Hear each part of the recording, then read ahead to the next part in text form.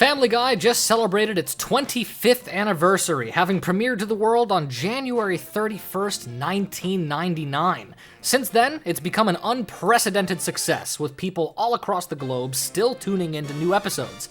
Considering the level of success that Family Guy has seen, it's hard to imagine that it was not once, but twice, cancelled by Fox.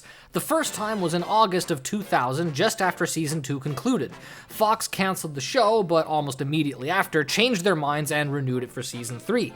Season 3 then finished off in February of 2002, when Fox decided to cancel it again, and this time for good. Or so they thought. Fox eventually sold the syndication rights to Cartoon Network, which began airing reruns in April of 2003. It quickly became the network's top-rated show and developed a cult following. On top of that, once the DVDs hit the shelves, they flew off of them just as fast, selling over 400,000 copies in just 1 month. Once the sales surpassed 3 million, Fox took notice and brought the show back from the dead once more. Backed by popular demand, Fox proudly announces the return of Family Guy. By May 1st, 2005, the 4th season of Family Guy premiered to over 11 million people and continued to satisfy the network with its high ratings. Around that same time, Take-Two Interactive acquired the rights to publish a Family Guy video game, and by October of 2006, it hit the shelves and made absolutely no memorable impact whatsoever. Yeah, nobody talks about this game. In fact, a lot of people probably don't even know it exists.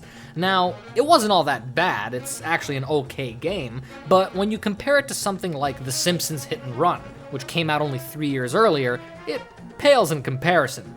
It's a flawed game, but it's not without its charm, so in celebration of Family Guy's 25th anniversary, I think it's a good time for us to take a look back on one of the Griffin family's lesser-known adventures. So our story begins as Peter's broadcasting a marathon of Mr. Belvedere on PTV. Meanwhile, Stewie just finished creating a fully functioning mind control device. As soon as I broadcast my commands over the Fat Man's satellite dish, I shall be the most powerful dictator since Dick Cheney. As if sensing his intentions, Stewie's half-brother Bertram shows up to hijack the PTV satellite dish and thwart Stewie's plans for world domination. Oh, marvelous. I see you stopped touching yourself long enough to learn how to play this thing. So the first character you play as is Stewie. He's got a double jump, balloons for gliding, a ray gun you can upgrade by collecting these yellow components that are scattered throughout each level, the mind control device, and a grappling hook, all of which you're introduced to in this tutorial level. So the first thing you get to do is use the mind control device to take control of Lois. Now, you can't use the mind control device whenever you want to. The game will decide if you're using that or the ray gun. Most of the time, you'll just be using the ray gun. So, you use Lois to start the vacuum cleaner and chase Brian out of the house, thus opening the door and allowing Stewie to gain access to the outside. Stewie is then assaulted by Bertram's army of infant soldiers. This is when you get to start using the ray gun, which sets the tone for most of Stewie's gameplay. Enemies shoot at you, you try not to die while you shoot back. The ray gun comes with a charge shot, so charge it up and you'll shoot 3 projectiles in different directions. So after blasting your way through a bunch of enemies, you reach one of Stewie's sky hooks, which enables him to use his grapple gun. Coincidentally, this is also where they introduce you to the cutaway gag minigames. Good thing my bribes at City Hall paid off. Hey, don't forget to put in these hooks. Why? Because some infant gave me $100? Now this one's pretty annoying, because the reticle resets after each nail is shot, but it's easy enough once you get the hang of it. The game is full of these gags, and a lot of them are actually taken straight from the show, but they can be kind of hit and miss. Either the humor doesn't work, or the minigame isn't even all that fun, or sometimes even if the joke lands, it just gets in the way. Like, take this shit right here. You gotta fight all these waves of guys shooting at you, while also avoiding landmines that are scattered all over the ground. Now, I got stuck on this part and died like 20 fucking times, but the checkpoint starts with a cutaway. That was more pathetic than that game of Marco Polo I played with Helen Keller. Marco.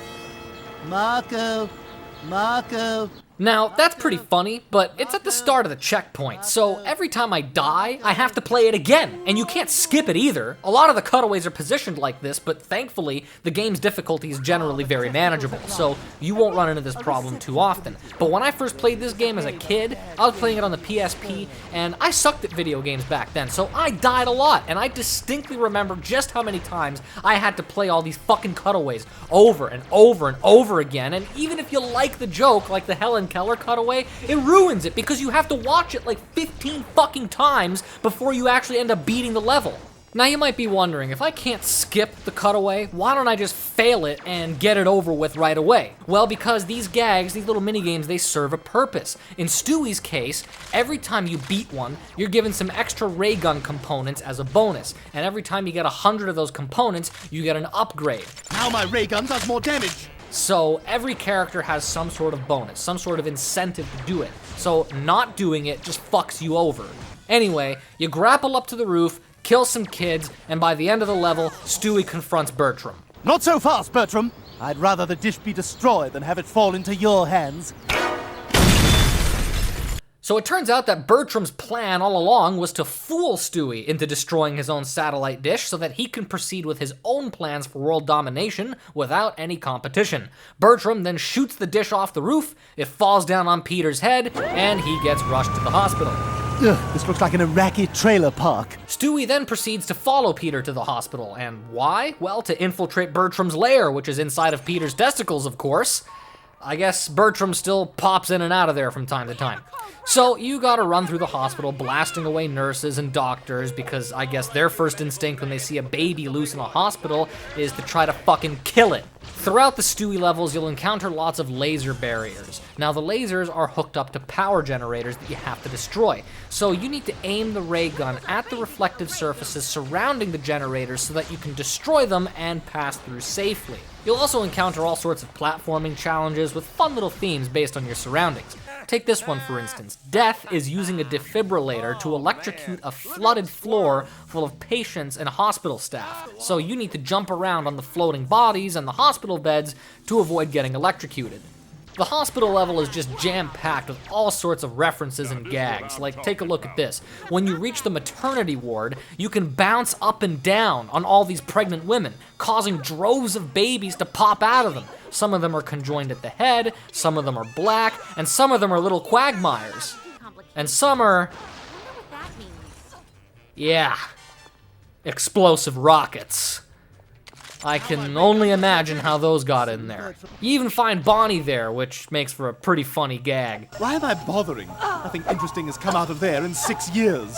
So aside from simply getting to Peter, Stewie needs to collect parts from hospital equipment so he can build a shrink ray to enter Peter's body. Before long, you'll bump into Quagmire as he's sniffing Loretta in the MRI machine, which has one of the parts you need. Here, you take control of Quagmire and use the power of sexual harassment to chase the nurses into the laser grid that's blocking the power switch to the MRI machine. Hey nurse, can you examine this lump? Oh, God, I'd rather die. Once you get rid of all the nurses, there's still one laser left, so you walk Quagmire into the laser and run up to the switch. But, what the fuck? Why is the laser still there? Oh well, I guess I'll just try walking into it. Alright, well, I would say, what the fuck, but I mean, I was kind of expecting that, but it's still annoying, because now I gotta do that part all over again. But at least it's fairly easy, there's not really that much to do. I just hope it doesn't glitch out again. Alright, great, it didn't glitch out, we're having a little disco party, and now I can snag the parts I need. So once you leave the room, the level ends and Brian's part of the story begins. Now, he's just sitting around at home, minding his own business when Seabreeze shows up. Turns out, she got pregnant again, but nobody knows who the father is. Unfortunately, Carter Pewterschmidt is hell-bent on framing Brian for her condition. I knew it! Arrest this dog! He violated my restraining order and impregnated Seabreeze! What? No, I didn't. He's lying! And he's not Caucasian. Oh! I'm not the father, Joe. Unless you can prove that, Brian, we gotta lock you up. Damn it, a speed bump. Who's the wise guy that put this speed bump here? It's not funny! Horowitz, I'm looking at you! Yeah? Oh, yeah, laugh it up, guys! This is in poor taste! So Brian's gameplay is much simpler than Stewie's. Brian has no combat abilities. His gameplay is all about stealth. So you just gotta crouch under objects, hide in the shadows, and learn people's patterns to plan your route and avoid getting caught. You also find various pieces of evidence scattered throughout each level, and you have to pick them all up so that Brian can clear his name. Throughout the game, you can find costumes and other disguises to help you along the way. Now, there's two types of disguises. Prop costumes will only work so long as nobody sees you moving and as long as nobody touches you. Character disguises will allow you to move around freely, but if anyone touches you, it'll blow your cover. Now, Brian has another really interesting mechanic, and that's his instinct meter.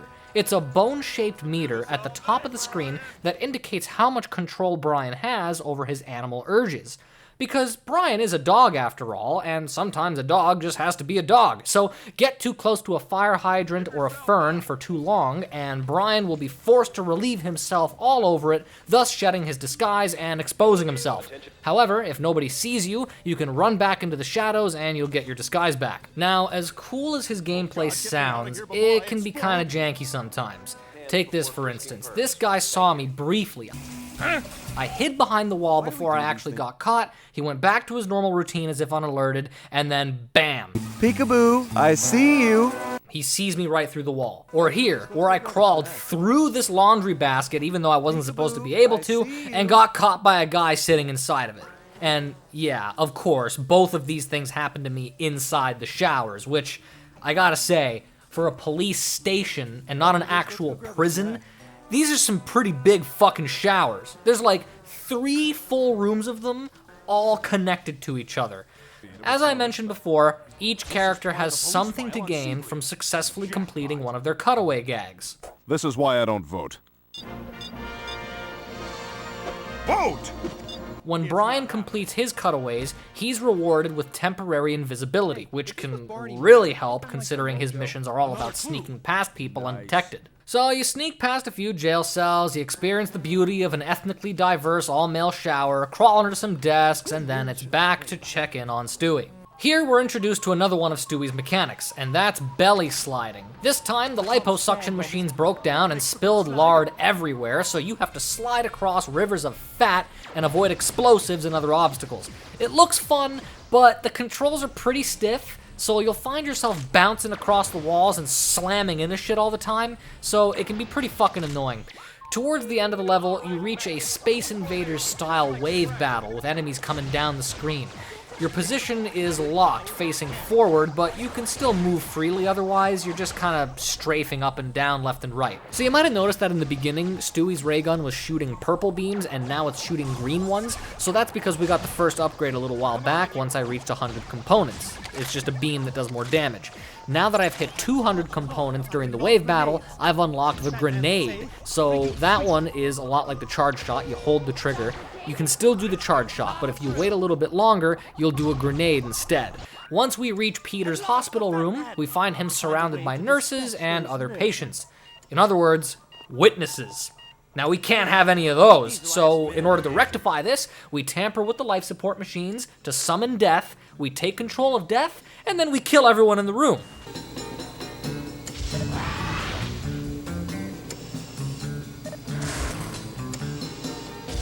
What the hell's wrong with this thing? Come on, die already! After everyone's dead and death leaves, Stewie shrinks himself down, enters Peter's body, and it's at this point that Peter wakes up and his story begins. The hell happened? All I remember is Mr. Belvedere was there, and I remember something whacking me in the head. Belvedere! That's it! Mr. Belvedere has kidnapped my family and for some reason wants me dead. In case it wasn't obvious, Peter took a nasty blow to the head when that satellite dish landed on him. As a result, he is fully convinced that Mr. Belvedere has kidnapped his family and turned the entire town of Quahog against him.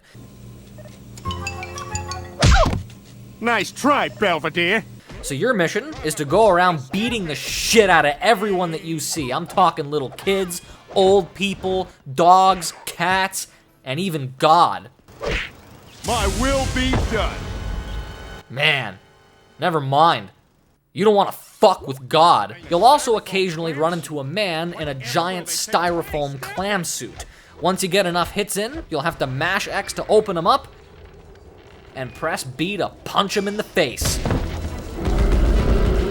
There's not much else to say. It's like Double Dragon or any of those other side-scrolling beat-em-ups. Your basic moves are punch and kick, and as you progress through the game, you'll unlock combos like the headbutt or the leg sweep. Some characters are immune to certain types of damage, so if they flash blue when you hit them, you'll have to try a different move. You can also pick up items like trash cans or even unconscious enemies and throw them at other people, which is honestly pretty amusing. As you beat people up and destroy random objects, you'll notice that they drop food items. These are especially important because they fill the snack meter. Now, what's the snack meter for? Well, that's what you use to fuel all of your special moves. So as long as you make sure to keep it charged, you should be able to pummel the good citizens of Quahog with relative ease. The special moves are really easy to pull off. You just hold the R button and press one of the face buttons. There are a total of 3 special moves, and you unlock each one as you progress further through the game. The first one is spin. The second one is dash, and the final one is food frenzy. Peter's gameplay is redundant, but it's not bad. It's just that there's nothing about it that really makes it stand out all that much compared to other side-scrolling beat-em-ups. But the humor's definitely there. Damn these mimes and their invisible walls! There's lots of gags and references along the way, so for a fan of the show, it keeps you stimulated well enough. He does get some cool minigames though, like this Porta Potty Simon Says.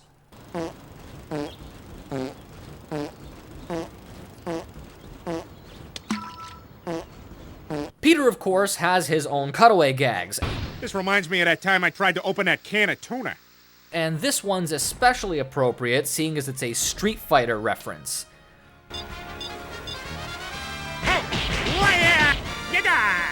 Peter's incentive for winning is that it'll add food to his snack meter, allowing you to start using special moves right away. As Peter continues to wreak havoc throughout Quahog, we check back in on Brian, who's managed to track down Seabreeze in the police station. In order to find the true father and clear his name, Brian is forced to rely on his instincts. Listen, girl, I gotta figure out who the real father is. So, present. Wait, I do smell something familiar. Where have I smelled that before? Excuse me, sir, Channel 5's Eye on the Street. Today we're asking, who's a good boy? I am. Who's a good boy? I am. I'm a good boy. So now that Brian has a solid lead, he's got to find a way to sneak out of the police station and make his way down to Channel 5. That's pretty tricky because your instinct meter can get you into a lot of trouble, what with all these plants hanging around. You've also got Joe doing laps around the room, right in the path that you need to take to escape. Getting out of his way brings you closer to the plants, and being near the plants for too long will blow your cover. Now, I can understand why Joe's doing laps around the room. He's a very active guy, but what the fuck kind of police station has this many ferns sitting around in the lobby? It's gotta be a real bitch to keep them all watered. Or maybe they're plastic? You know, I like the idea of Brian pissing on a plastic fern. At least with a real one, the soil would soak it up, but with a plastic one, all the piss would just pool up at the bottom of the pot. So eventually you learn Joe's pattern, you figure out what path to take, and you escape the police station. Next up, we're checking in on Stewie again as he makes his way through Peter's body. In order to access the testicles, Stewie must first reach the brain so he can get the blood flowing in the right direction. When you first reach the brain, you'll encounter a bunch of Loises, which seem to represent Peter's thoughts. As you start to shoot at them, they multiply, so you better kill them quick before they overwhelm you. Once you get past the Loises, you're a bit deeper in Peter's brain. You'll encounter the greased-up deaf guy, Cleveland, and Peter's dad. Your objective here is to take control of each one and make your way past the guards and to the end zone, like a game of football. Except it's not the end zone, it's the erogenous zone. Once each character reaches the erogenous zone, they are converted into sexy thoughts. This gets the blood flowing to the testicles, allowing Stewie to hitch a ride down south. Gotta say though, I love that greased up deaf guy and Francis both turn into sexy women, but Cleveland literally just turns into Cleveland in a tutu. Yeah, nice. Meanwhile, Brian's carefully sneaking his way into Channel 5 when suddenly he witnesses a car accident.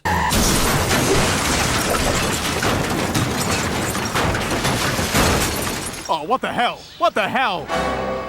Great.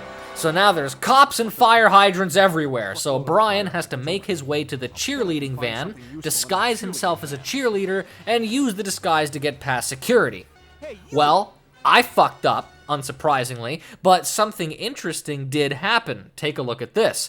When I first started the level, I had no disguise on. Part of the challenge here is that I'm supposed to sneak past these people and control my instinct meter so that I can get a disguise. But after I failed, the level restarted, and I started wearing the disguise that I wore at the end of the police station level just before, which is definitely not supposed to happen. But guess what? It works. You can skip this whole part and just go straight to security, but Brian will still pretend he's a cheerleader, since that's the outfit he's actually supposed to be wearing here. Give me an F. Give me a U. Give me a C. Oh, wait. We're going for a team rating here. Yeah, it didn't work out so well for you, did it? The game got an M rating anyway. But thankfully, it doesn't blow your cover, and the guard still lets you through. Once you're inside, you gotta sneak past Diane Simmons and a bunch of other crew members. For whatever reason, Brian has a habit of ditching his disguises whenever he enters a new area, so we don't have it anymore. This time, Brian's collecting videotapes that are scattered throughout the level so he can dig up dirt on Tom Tucker. And before you can leave the room, you have to get the banana disguise. This disguise will allow you to sneak past the two guys standing in front of the door and enter the dance studio. So the problem in this room is that there are a bunch of people blocking the way out. So you gotta start the music to get everyone dancing and out of the way. Seems easy enough, right? Wrong. As soon as you start the music, the videotapes magically spawn on the dance floor, and now you gotta grab them all before you can sneak out. Not sure why they weren't there before, but again, whatever. So that still doesn't sound that hard, right? Wrong again. Because, Brian's instinct meter comes into play again. There's no plants or fire hydrants this time around, so what is it now? Especially those sexy female dancers with their firm legs and aggressively low self-esteem. Yeah, you probably guessed it. So, guess what happens when Brian loses control? Another for the collection. Hey, you didn't pay for that. Expect a dry cleaning bill, buddy. Uh-huh. Very dignified. Anyway, you figure out the patterns and the proper timing, and you can grab the tapes and leave the room. Ah, there you are! You were supposed to be here an hour ago. I'm assuming you read the script, so we're just gonna do this, okay? Places, people! And action! Help me, heroic dog! Well, they think I'm this hero dog character. Better play along so they don't call security. So, yeah, the opening dialogue pretty much explains it. Pass through the obstacles to save the kid, and leave the room. Meanwhile, Peter's managed to make his way to Cheesy Charlie's, where he believes Mr. Belvedere is hiding out. Before he can enter the building, a black family exits the building, hitting Peter in the head with the door. As if he wasn't already delusional enough, Peter now believes that he's Rufus Griffin. Oh yeah, that's right. It's Rufus Griffin, the soul brother who keeps things smooth and real and smooth. Go, Rufus! So Peter, or I should say Rufus, now talks, walks, and even fights the way Rufus Griffin would, with all the controls and everything still being the same as before, but the character animations modified to suit his new persona. It's actually pretty funny, and even the classic forgot how to sit down cutaway makes a modified appearance. Damn! This is even more intense than that time I forgot how to sit my ass down.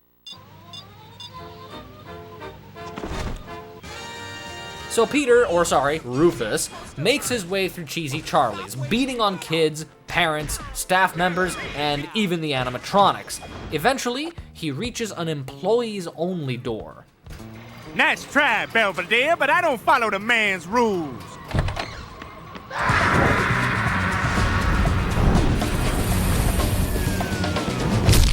And now Rufus finds himself in the nightmare version of Cheesy Charlie's, which longtime fans will definitely recognize as the scene from Season 1, Episode 3, where Peter lies to Lois about just how awful Cheesy Charlie's was as a way to excuse himself for losing the reservation for Stewie's birthday party. It's one of my favorite gags from the show, so it's actually pretty awesome to see it included in the video game. There's even a snake pit where you have to lower the children to their deaths and walk across their bodies to avoid dying. Before long, you reach the cafeteria, which is exactly where you left off before entering the nightmare world. The floor starts to break away under you, and then you find yourself in the midst of a psychedelic boss battle against an army of floating Belvedere heads.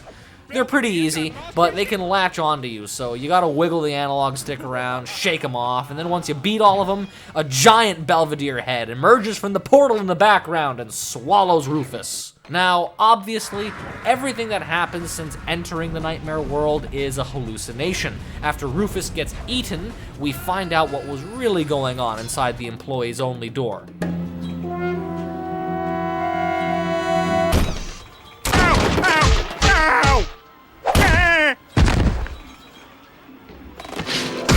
After suffering yet another blow to the head inside the closet, Peter looks out the window and sees the Belvedere signal hovering over the Indian casino, marking his next destination. Back inside Peter's body, Stewie is making his way to the testicles. Just about everything here is pure action, with platforming challenges, belly sliding, fighting off waves of enemies, and using the ray gun to disable laser barriers. After fighting your way through all of that, Stewie finally reaches the testicles.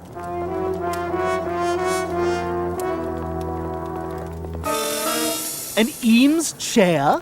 How the hell can he afford an Eames chair? So Stewie locates Bertram's journal and starts to read through it to help him figure out his next move. Immediately after that, we're checking in on Brian again as he's sneaking his way through Channel 5. Brian's made his way to the set of Jolly Farm, where he has to disguise himself as a bush. There's nothing better than a full bush. I miss the 70s. And sneak past everyone in between takes. When the director calls action, And action. everyone starts moving around, which is your cue to hold still and hope to God you're not blocking anyone's path.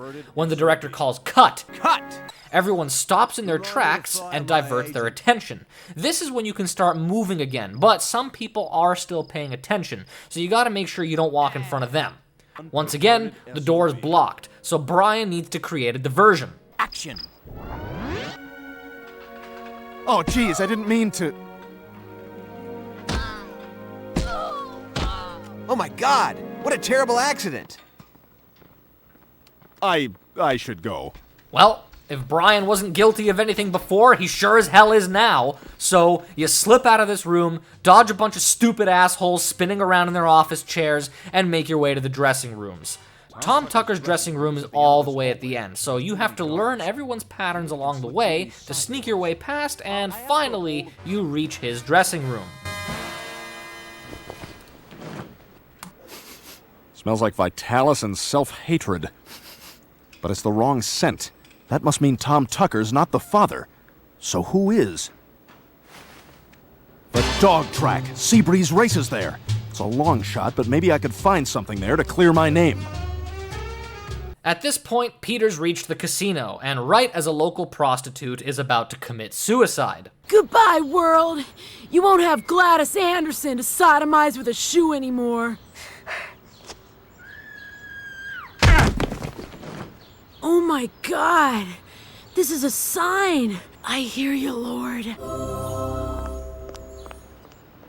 Hey, you looking for a patty? If you're looking for junk in the trunk, I'm a freaking SUV. So now Peter's a prostitute, which is another reference, actually, to Season 3, Episode 9, where Peter briefly becomes a prostitute after losing his job at the toy factory. Just like any other Peter level, there are a bunch of people just going about their day, and it's your job to fuck them up real good. So you just keep storming your way through the casino until eventually Peter needs to make a quick pit stop.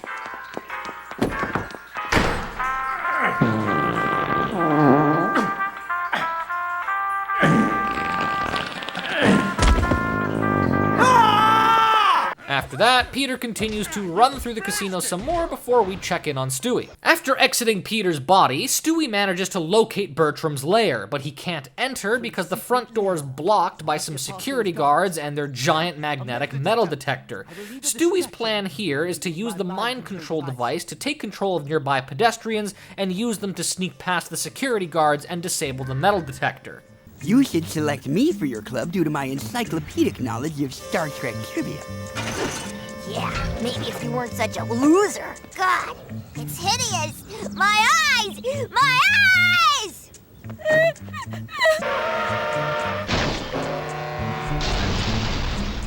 What are you?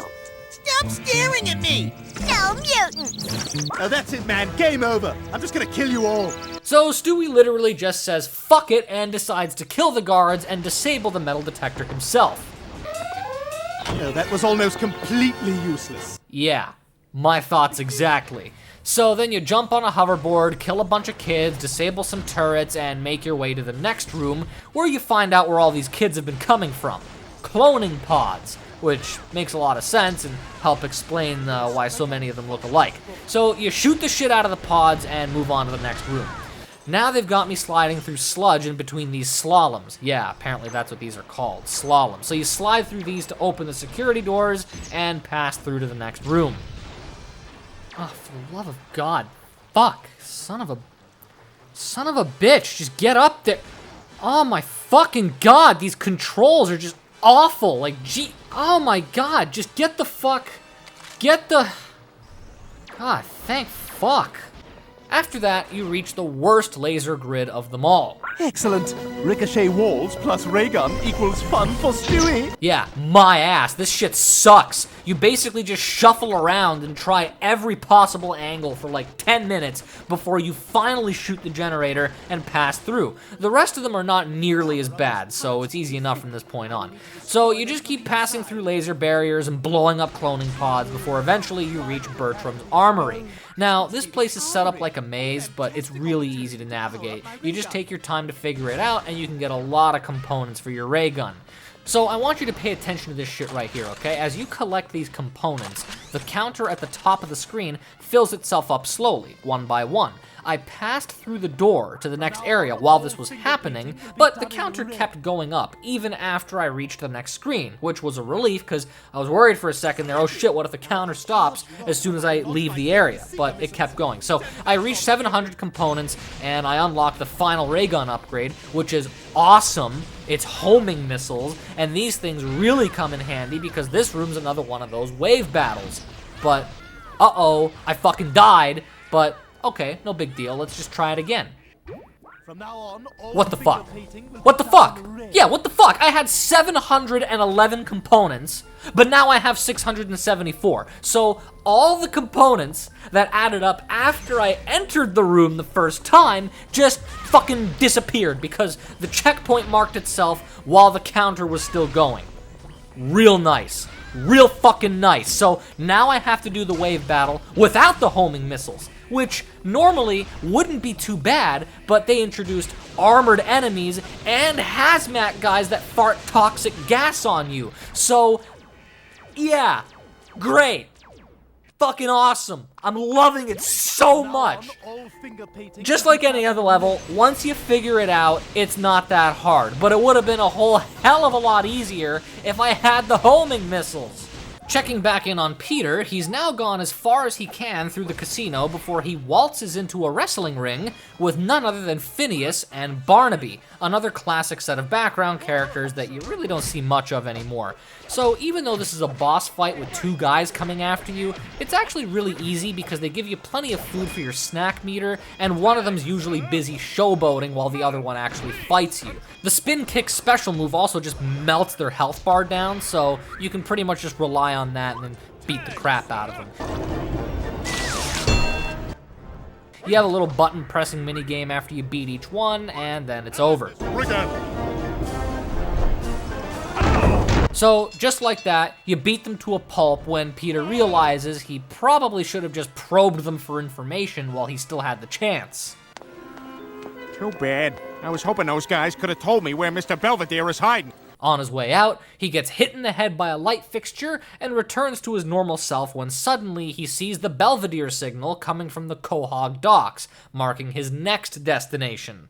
Checking in on Brian, he's managed to reach the dog track. The cops are there too, since they figured that might be Brian's next move. So here, the plan is to collect discarded tickets in the hopes that he'll find the scent of the true father so he can finally clear his name.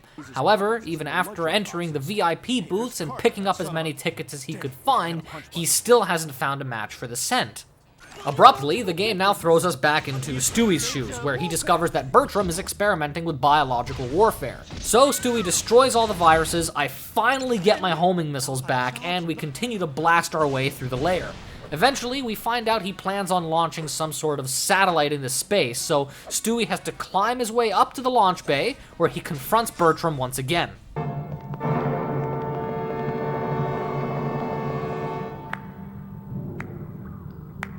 A slow clap?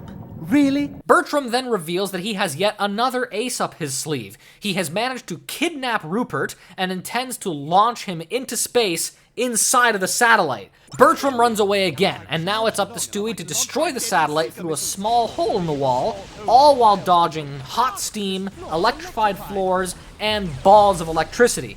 It sounds harder than it is, you might die a couple times, but this whole game is basically just about outsmarting whatever gimmick they throw your way. Trial and error. Once you figure it out, it's easy.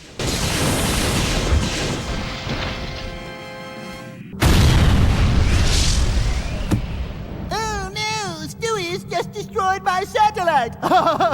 After Stewie destroys the satellite, Bertram proposes that they stop messing around and settle things the old-fashioned way. It's time we duke it out. Mano a mano.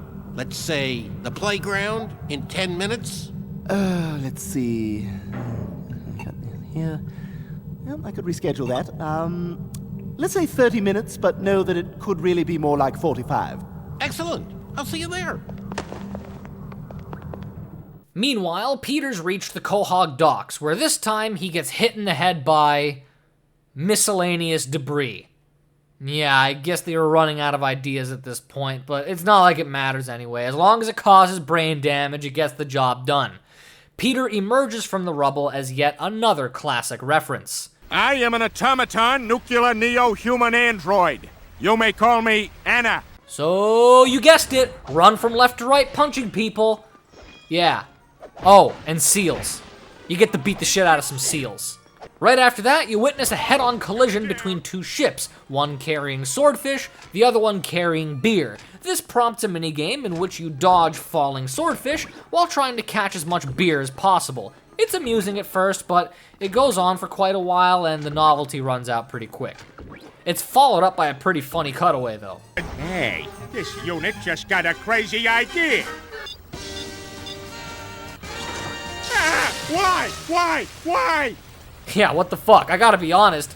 I mashed B right away because I was expecting it to have me push a series of buttons or something, but no, you push B, he waffle irons his hand, and you win.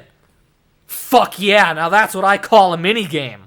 Now it's back to Brian again. This time he's in the cafeteria of the dog track. Here, Brian disguises himself as a hot dog vendor so as to make it easier for him to search for discarded tickets. However, now he actually has to play the part of a hot dog vendor so as to avoid arousing suspicion. What happens here is that several people in the crowd will ask for a hot dog. You have to remember which ones asked for them, because if you bring a hot dog to the wrong person, it'll blow your cover. You do a few rounds of this, with it getting a little harder each time, all while collecting the remaining tickets. Eventually, Brian finds the scent he's looking for on one of the tickets and devises a plan to draw out the father. I've got it. If I disguise myself as Seabreeze and win the race, maybe he'll come to me. But how am I going to manage to beat those other dogs? What a good-looking question. And I think I might have a sexually compatible answer. Pills? Look, I don't want to host a right-wing radio talk show. And mega dittos to you, sir. Just slip these pills into the dog's food, and you can have sex with them while they're unconscious. Actually, I just want to win the race. Well, whatever you're into. Now Brian has to sneak his way past the janitors and the dogs, as he drugs each dog's food, finds himself an incredibly convincing Seabreeze disguise, and prepares for the race.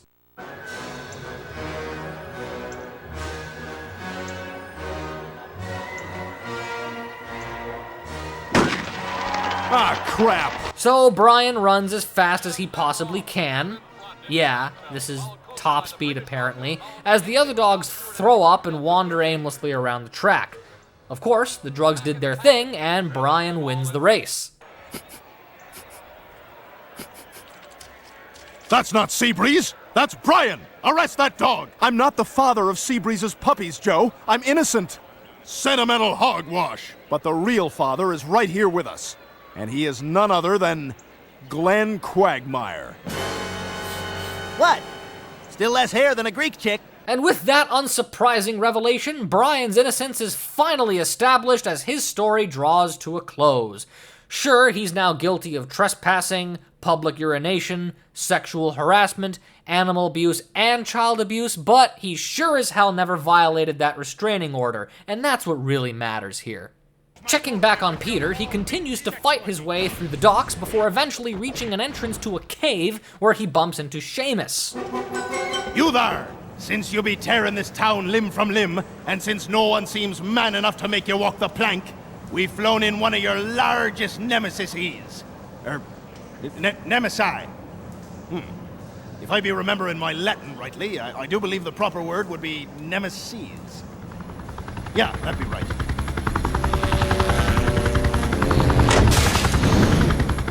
Fine with me. Bring it on. That's right, Peter must once again go up against the Black Knight. Funny enough, this is actually a reference from the same episode that the prostitute outfit is from. So with all this build-up, you'd be expecting some sort of big, tough battle, which, yeah, it would be if you tried to beat him with just normal combos, but just spin kick twice and he's done. Unless you fuck up the button minigame, but try it again. The path to knighthood is paved with your sorry ass. And he's done. After the Black Knight's defeated, he's airlifted away, his helmet hits Peter in the head, and now Peter's back to normal. Oh, Peter, there you are. Lois, you escaped from Mr. Belvedere. Peter, there is no Mr. Belvedere. He's just a TV character that we can use because Fox owns the rights to him. But aside from that, the actor who played him has been dead for years. You destroyed half of Quahog looking for something that doesn't exist. Oh my God! I'm a monster!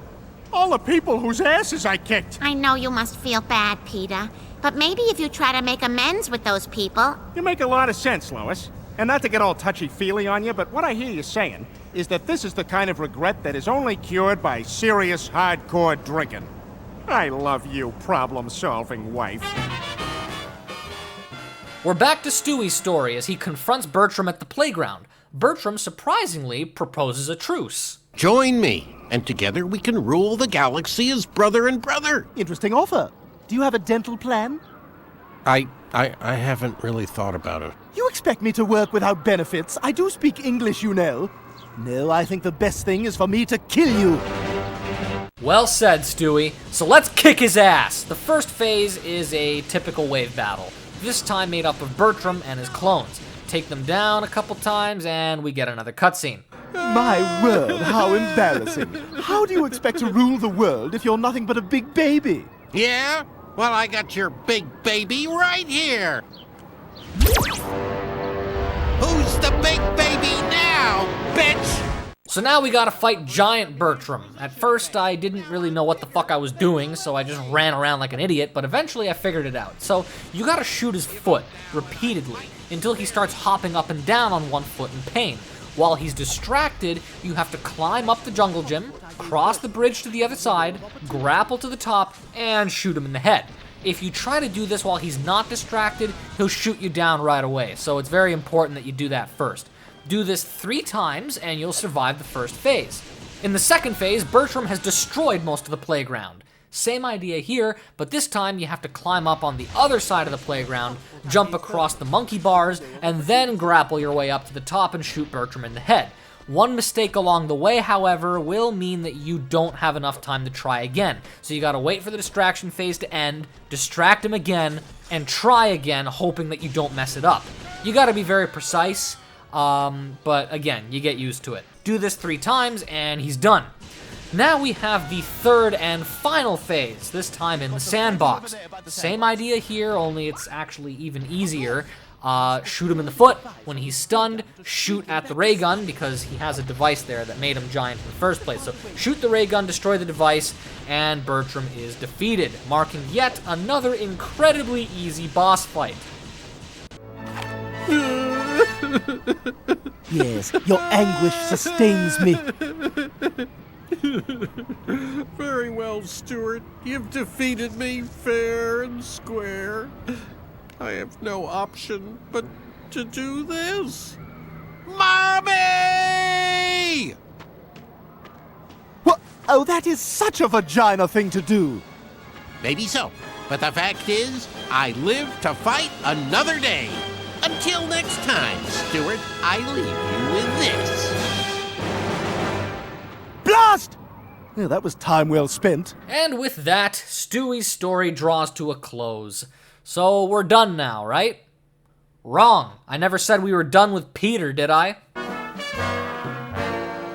Wow, Horace, I can't believe I destroyed the town and hurt all those people. And all to find a guy who doesn't even exist. What the hell was I thinking?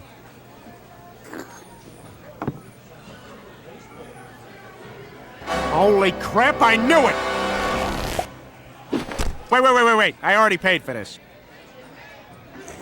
Let's do this. But don't hit me in the stomach for a while. You know, because of the beer. Yeah, you knew damn well we couldn't have a Family Guy game without a giant chicken fight. Too bad it's kinda lame and not really all that entertaining. Yeah, the combat is a little more challenging this time around since he can actually block the special moves, so you'll often have to rely on your regular combos to do damage. And there are several sequences, each separated by one of these mini-games where you either mash the same button repeatedly or press a series of buttons quickly without making any mistakes. Upon completion of each minigame, the two of them will end up crashing through a wall and fighting somewhere else. Exactly like the giant chicken fights in the show, but it feels a little more forced and it's just not as smooth. So we go from the drunken clam into a strip club, from the strip club to a prison, airlifted from the prison to an airfield, rolling onto a plane, falling out of the plane in a giant life raft, and crashing into the top floor of a skyscraper in the middle of a hostage situation with cops tied to chairs surrounded by explosives. You got that? Anyway, you beat the crap out of the chicken, as Peter always does, when Peter notices the countdown timer on the explosives is about to hit 0.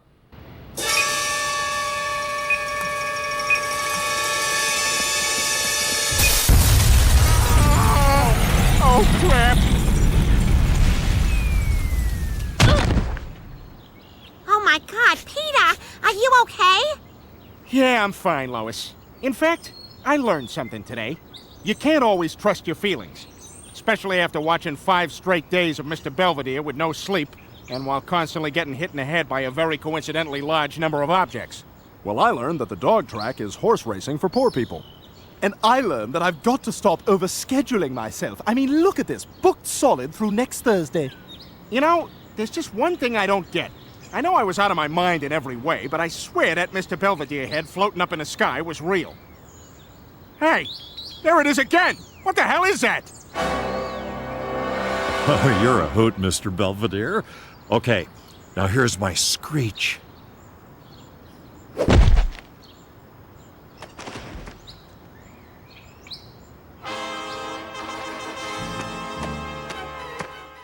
Holy shit.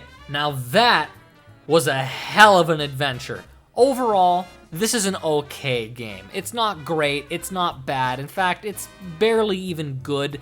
The gameplay itself is nothing special, as it does fail to be particularly ambitious or unique compared to other games in the same genres, but I will give it credit for combining 3 different styles of gameplay the way that they did. In fact, that really does help break up the monotony.